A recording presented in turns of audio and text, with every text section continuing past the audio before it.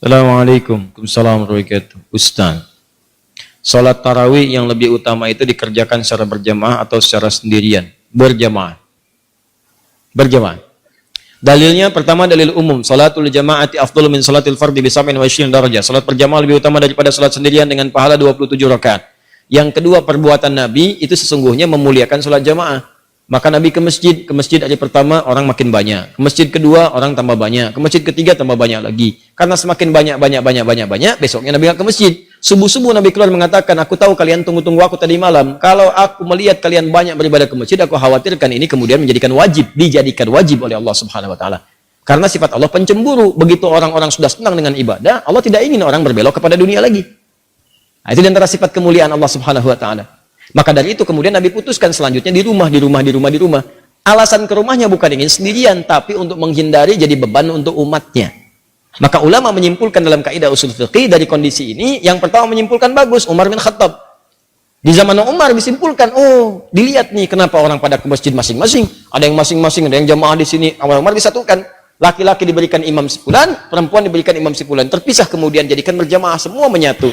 Dari masanya Umar itulah kekinian sampai sekarang berjamaah. Jadi kalau bisa berjamaah itu diutamakan dibandingkan dengan sendirian. Salat yang disebut dengan qiyam. Sifat Nabi saat qiyam itu tenang. Tenang, nyaman, berhenti sejenak di setiap 2 rakaat, berhenti, baca doa. Allahumma innaka afuwun tuhibbul afwa fa'fu anni. Allahumma innaka afuwun tuhibbul afwa fa'fu anni. Ya Allah, engkau mencintai orang-orang minta maaf. Engkau maha pemaaf, maka aku mengakui aku banyak salah. Aku minta maaf ya Allah, aku minta ampun, ampuni dosa, aku minta. Anda ingat-ingat dosa-dosa Anda, mumpung di Ramadan, mumpung Ramadan, minta dosa pada ayah, dosa pada ibu, dosa pada tetangga, dosa pada kerabat. Astagfirullah. Mengalir air mata Anda, maka berlaku hadis Al-Bukhari nomor hadis 37. Man qama ramadhana imanan wa ihtisaban ghufira lahu ma taqaddama min dhanbi.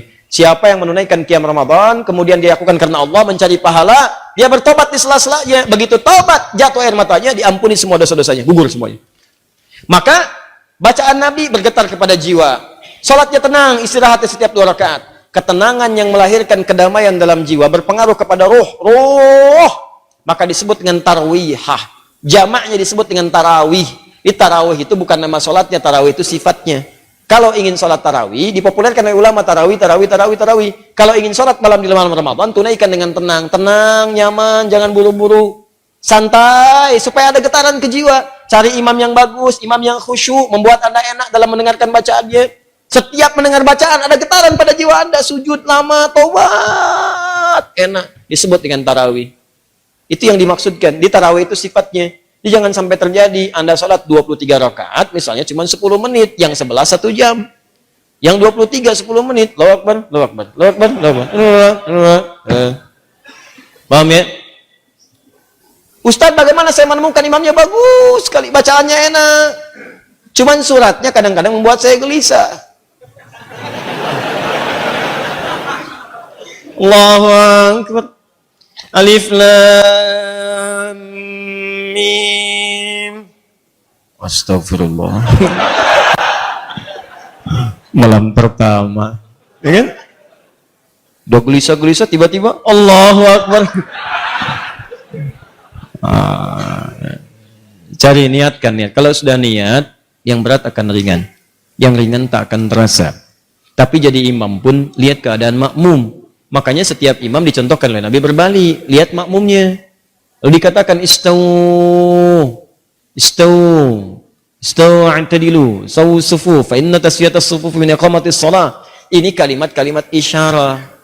Dalam hadis itu, dalam bahasa fikih terdapat 2 tuntunan. Ada kalimat namanya haqiqah. Kalimat haqiqah itu langsung diucapkan sesuai dengan bahasanya. Jangan dirubah-rubah. Kalau Arab, sudah jangan dirubah. Seperti adzan. Adzan itu sudah haqiqah, kalimatnya seperti itu.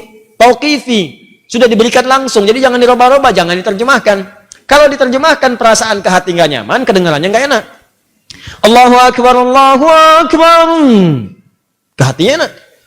Ada getaran di jiwa. Bahkan terasa yang di Quran surah 8 ayat ke-2 itu terasa. Al-Anfal ayat 2, innamal mu'minuna alladzina idza dzukirallahu wajilat qulubuhum. Orang-orang beriman itu kalau disebut nama Allah bergetar jiwanya. Begitu dengan suara adzan ada getaran di jiwa. Kalau coba Anda terjemahkan, getaran jiwa itu hilang.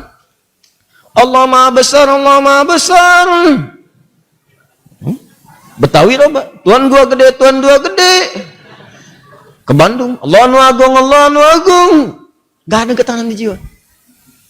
Sama, bacaan Quran juga begitu. Jadi kalau Anda mampu membaca Quran, baca dengan Qurannya. Terjemahan itu cukup baca dalam hati, lihat. Berusaha untuk baca, pahala banyak. Bahkan nama surat-surat pun dibacakan dalam bacaan Arabnya, walaupun ada terjemahan. Nggak bisa dia dibacakan dalam terjemahannya. Walaupun ada terjemahannya, nggak akan enak Anda. Coba deh antum, akhi, sedang murajaah. Nanya sama teman, murajaah surat apa? Sapi. Nggak enak antum. Ente apa? Semut. Murajaah surat apa? Al-Baqarah.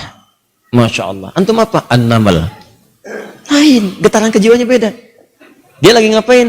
Murajaah, baca Quran. Surat apa? An-Nisa. Tuh. Beda. Baca surat apa sih itu? Surat Mama. Mama. Lain kan?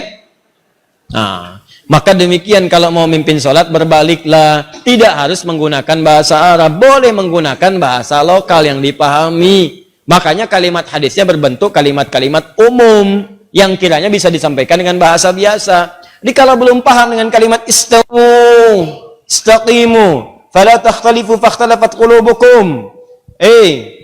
Ja'alu salatakum salatan muwadda'. Belum paham juga, lihatin semua. Lihat siapa yang hadir, lihat siapa yang sholat, petakan siapa yang sholat. Antum kelihatan. Ada orang sepuh yang nggak bisa berdiri lama, ada anak-anak kecil, ada orang mungkin mampir. Dia mau berangkat, dia yang nungguin pesawat, Anda petakan di situ. Setelah itu ingatkan mereka, Pak Ibu rapatkan safnya, luruskan, khusyukkan. Mungkin ini salat terakhir kita yang kita tunaikan. Enak mana, yang pertama atau yang kedua? Enak yang kedua karena terasa di hatinya ada getaran pada jiwa. Anda ucapkan dalam bahasa Arab, mereka nggak paham. Istau, sudah tahu. Jawab. Nggak nyambung. Nah, begitu sudah kelihatan siapa yang sholat, maka bacalah ayat-ayat sesuai dengan keadaan makmumnya. Kalau makmum nggak pandai, nggak bisa, nggak kuat berdiri lama, baca surat-surat yang pendek. Bukan aib baca surat pendek, justru di situ berpahala. Kalau kira-kira bisa kemudian berdiri lama dan sholatnya mendukung itu, subuh, isya, baca surat yang panjang. Jangan maghrib baca Al-Baqarah, subuh kul huwallah. Paham ya? Awas, hati-hati, ini menyesuaikan karena Mu'adz pernah mengimami, Mu'adz bin Jabal. Bayangkan sholat maghrib, sholat isya, bacakan Al-Baqarah. Di belakang orang baru pulang kerja, makmum di belakang. Begitu makmum yang di belakang, Allahu Akbar, baca Al-Baqarah sampai tuntas. Begitu salam kosong. Kejadian. Kata Mu'adz, pada munafik nih orang, katanya munafik karena ciri orang munafik itu malas-malasan sholat isya. Nggak terima orang datang ngadu ke Nabi, ya Rasulullah, si Mu'adz tuh kenapa Mu'adz nyebut kami munafik? Ya, padahal saya si Fulan disebut munafik, katanya kan? Baik. Sebut misal. Setelah itu dipanggil Mu'adz, jadi klarifikasi. Ini klarifikasi, kalau ada yang kurang tepat klarifikasi. Mu'adz, apakah benar kamu mengimami baca Al-Baqarah? Benar ya Rasulullah. Kenapa kamu baca itu? Saya kan contoh Anda. Saya sholat di belakang Rasulullah. Rasulullah baca surat Al-Baqarah. Siapa yang saya rasakan itu yang saya praktekkan. Wah, pinter. Nabi lebih pintar, kata Nabi, kamu benar ya Mu'adz. Tapi kan imamnya saya, makmumnya kamu. Kalau kasus kamu, imamnya kamu, makmumnya mereka. Nggak kuat keadaannya, maka sesuaikan dengan mereka. Paham ya? Baik. Cerita imam itu banyak, cerita imam banyak.